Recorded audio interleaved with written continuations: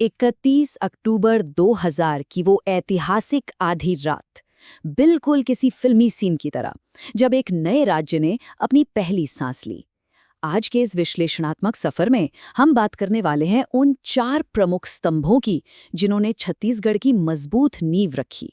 मतलब एक ऐसा राज्य जिसे अपनी शुरुआत में ही सिर्फ ताकतवर ही नहीं बल्कि एकदम अलग-अलग खूबियों वाला एक बेहद डायनामिक नेतृत्व मिला। तो चलिए बिना देर किए देखते हैं कि आज हम किन पहलुओं को छूने वाले हैं। पहला, मध्य रात्रि का वो जन्म। दूसरा, प्रशासक। तीसरा, इंजीनियर से बने मुख्यमंत्री। चौथा, गांधीवादी विधानसभा अध्यक्ष। पांचवा, एक सहकारी नेता। और आखिर में एक साझा विरासत। इन 4 अलग-अलग कहानियों से हमें समझ आएगा कि इस नए राज्य की बुनियाद का जो मिक्स था ना, वो असल में कितना दिलचस्प और पावरफुल था। तो सबसे पहले बात करते हैं उस खास पल की जब इस नए राज्य का असल में सवेरा हुआ। जरा उस पल की कल्पना कीजिए। 31 अक्टूबर 2000 की ठीक आधी रात, घड़ियां 12 बजा रही थीं और छत्तीसगढ़ एक स्वतंत्र राज्य के रूप में दुनिया के सामने आ रहा था। कार्यवाहक मुख्य न्यायाधीश जस्टिस RS गर्ग ने जब पहली शपथ दिलाई तो वो सिर्फ एक प्रशासनिक औपचारिकता नहीं थी, वो एक बिल्कुल नए भविष्य की शुरुआत थी। और जाहिर है इस नई शुरुआत को सही दिशा देने के लिए कुछ बेहद खास और अनुभवी लोगों की जरूरत थी। और यहीं पर एंट्री होती है हमारे पहले प्रमुख स्तंभ की, राज्य के पहले राज्यपाल श्री दिनेश नंदन सहाय, एक ऐसे प्रशासक जिनकी उस वक्त सबसे ज्यादा जरूरत थी। अब देखिए, श्री DN सहाय कोई आम राजनेता नहीं थे।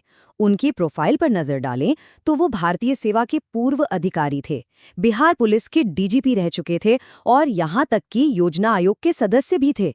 मतलब पुलिस और प्रशासन का एक बहुत ही सॉलिड बैकग्राउंड। आप खुद सोचिए, जब कोई नया राज्य बनता है तो सबसे बड़ी चुनौती क्या होती है? कानून व्यवस्था और स्थिरता।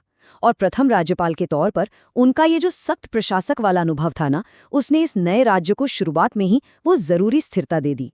इसके बाद चलिए रुक करते हैं उस शख्सियत की ओर जिन्होंने पहले मुख्यमंत्री के रूप में कमान संभाली, श्री अजीत प्रमोद जोगी। बिलासपुर के एक आदिवासी किसान परिवार से आने वाले इस नेता की कहानी सच में हैरान कर देने वाली है। इस स्लाइड में जो सबसे दिलचस्प बात है वो है इनकी कामयाबी की रफ्तार। जरा इस टाइमलाइन को देखिए। 1967 में इंजीनियरिंग में गोल्ड मेडल लिया और लेक्चरर बन गए। फिर अगले ही साल 1968 में सीधे IPS के लिए चुन लिए गए। बात यहीं खत्म नहीं हुई। 1970 में IAS क्रैक किया और वो भी टॉप 10 में।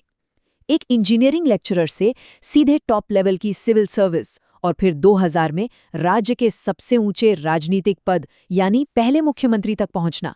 ये सफर वाकई चकित करने वाला है। 1500 किलोमीटर। जी हाँ, साल 1989 में श्री जोगी ने छत्तीसगढ़ के आदिवासी इलाकों में पूरे 1500 किलोमीटर लंबी पदयात्रा की थी।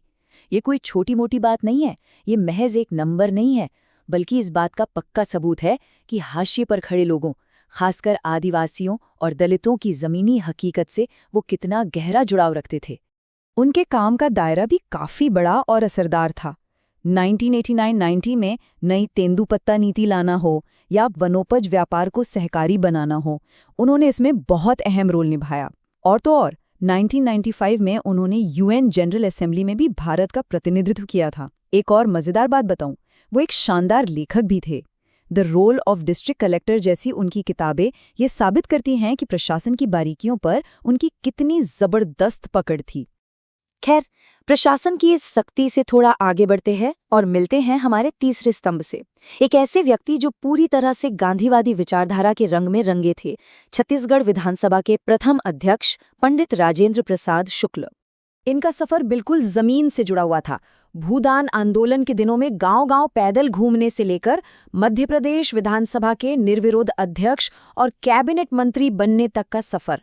मतलब गांव की पगडंडियों से उठकर सीधे संसदीय प्रक्रियाओं की दिशा तय करने तक की एक बेहद प्रेरणादायक कहानी।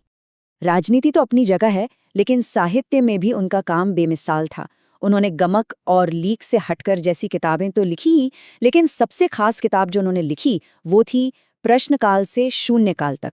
ये संसदीय प्रक्रियाओं पर एक आधिकारिक ग्रंथ मानी जाती है। अब सोचिए, एक इंसान जो खुद विधानसभा का अध्यक्ष हो और जिसने संसदीय नियमों पर ही इतनी गहरी किताब लिखी हो, नए राज्य की विधानसभा के नियम कानून तय करने के लिए उनसे बेहतर भला और कौन हो सकता था? बिल्कुल परफेक्ट फिट। चलिए अब हम अपने चौथे और आखिरी प्रमुख स्तंभ पर आते हैं, सहकारिता आंदोलन का एक बहुत बड़ा नाम, पंडित सत्यनारायण शर्मा, जो छत्तीसगढ़ के पहले शिक्षा मंत्री बने। विचारकों और समाज सेवियों के परिवार से ताल्लुक रखने वाले श्री शर्मा ने मध्य प्रदेश में सहकारी आंदोलन को एक नई ऊर्जा और मजबूती दी थी। उनके इसी योगदान को देखते हुए नेशनल हाउसिंग काउंसिल ने उन्हें बेस्ट कोऑपरेटर का अवार्ड दिया था। इसके अलावा समाज में भाईचारा और राष्ट्रीय एकता बनाए रखने के लिए उन्हें राजीव गांधी राष्ट्रीय एकता पुरस्कार से भी नवाजा गया था। और शायद उनकी इसी साफ सुथरी छवि और मजबूत कल्चरल बैकग्राउंड की वजह से उन्हें राज्य का पहला शिक्षा मंत्री चुना गया। उनके पास सिर्फ शिक्षा नहीं, बल्कि तकनीकी शिक्षा, उच्च शिक्षा, जनशक्ति नियोजन और विज्ञान एवं प्रौद्योगिकी जैसे भारी भरकम विभागों का जिम्मा था। एक नए राज्य की आने वाली पीढ़ी को तैयार करना और साइंस के क्षेत्र में राज्य के सपनों को साकार करना, इस काम के लिए उनका अनुभव और विजन एकदम आदर्श था। तो अभी तक हमने इन चारों हस्तियों के बारे में जो कुछ भी जाना, चलिए उसे एक बड़े कैनवस पर रखकर देखते हैं। ये है हमारी चर्चा का आखिरी और सबसे अहम हिस्सा, एक साझा विरासत और प्रशासन का एकदम परफेक्ट बैलेंस। अगर हम इस पूरे विश्लेषण का निचोड़ निकालें ना, तो वो इन अलग अलग विचारधाराओं के मिलने में छिपा है। जरा ध्यान दीजिएगा, एक तरफ हमारे पास सख्त प्रशासक थे जैसे श्री सहाय और श्री जोगी, जिनका पूरा फोकस पुलिस, सख्त नौकरशाही और प्लानिंग पर था, और दूसरी तरफ थे जमीनी नेता जैसे श्री शुक्ल और श्री शर्मा, जो भूदान, सहकारिता और गांधीवादी विचारों को लेकर चल रहे थे। मजे की बात यह है कि ये कोई विरोधाभास नहीं था, ये राज्य को चलाने का एक एकदम बैलेंस्ड और पूरा मिक्स था। क्योंकि एक राज्य को बनाने के लिए जितनी जरूरत सख्त अनुशासन और नियमों की होती है, उतनी ही जरूरत मानवीय संवेदनाओं और जमीनी सोच की भी होती है, और इन चारों ने मिलकर इस संतुलन को कमाल के तरीके से साधा। और अब आखिर में एक बहुत बड़ा सवाल हमारे सामने आता है। जब किसी राज्य की नींव इतने अलग अलग और मजबूत विचारों वाले नेतृत्व पर टिकी हो, जहां एक तरफ एकदम सख्त प्रशासन हो और दूसरी तरफ बिल्कुल जमीनी दर्शन, तो वो नींव दशकों बाद उस राज्य के भविष्य को किस तरह से आकार देती है? ये एक ऐसा सवाल है जो हमें इतिहास और शासन को एक बिल्कुल नए नजरिए से देखने पर मजबूर कर देता है।